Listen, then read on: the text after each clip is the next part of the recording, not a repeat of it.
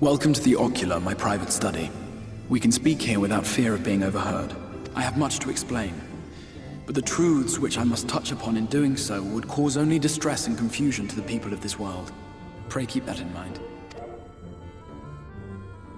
Now, I am sure you are desperate to know the fate of your fellow Scions. To put it simply, they are here in the First. Their arrival, however, was not as recent as you may imagine. Here, time flows at a different pace from that of the Source. In the space of a single hour in your home world, an entire year might pass in the First, and the reverse could also be true. The pace fluctuates without rhyme or reason, and it cannot be predicted. That said, we seem to be entering a period of near equivalence, and thus, for the moment, you need not overly concern yourself with the passage of time. As for your companions, however, Y'shtola and Urianger have dwelled here for 3 winters, all told, while Thancred's count stands at 5. Even our more recent arrivals, Alphino and Alizé, have lived in the First for almost a year. My intention had been to summon only you, but the art of reaching across worlds has proven exceedingly difficult to master.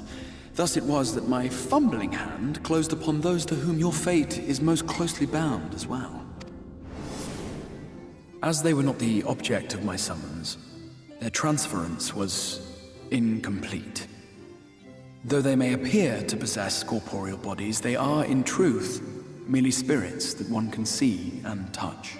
Consequently, while you yourself will be able to pass between worlds with relative freedom, they will not. Much as it grieves me, they are stranded here, unable to return.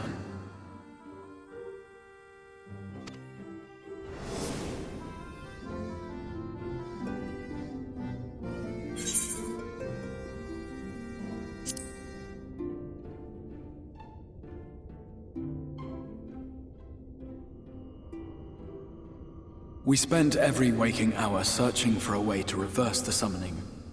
In the beginning, at least. As you may have surmised, however, our efforts met with little success. And then we all but abandoned the endeavor once Urianger shared with us the vision he had witnessed during his journey through the rift. In that chaotic no-man's land between realms, time and space warp and blend in unexpected ways. What Urianger saw was the future, that which would one day come to pass. In his vision of tomorrow, the First was rejoined with the Source. This collision of worlds brought about the 8th umbral calamity and the deaths of countless multitudes. Amongst those who perished, Urianger clearly saw the fall of the Scion's mightiest champion. He watched you die.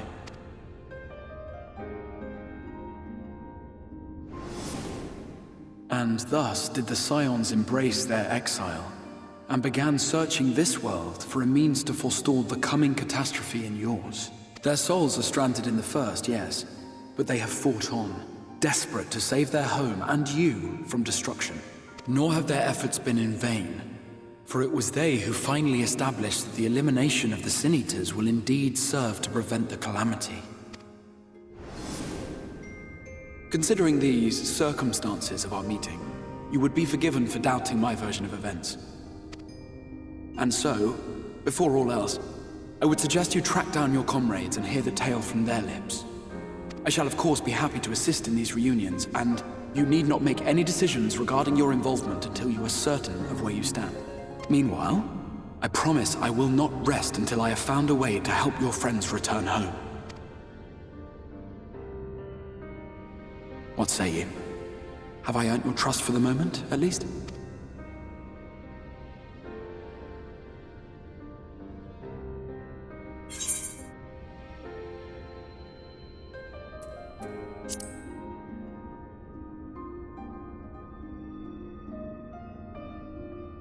Excellent.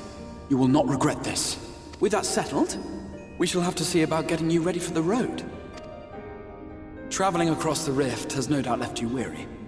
I will arrange for a room where you might rest in comfort. While it's being prepared, perhaps I can show you around.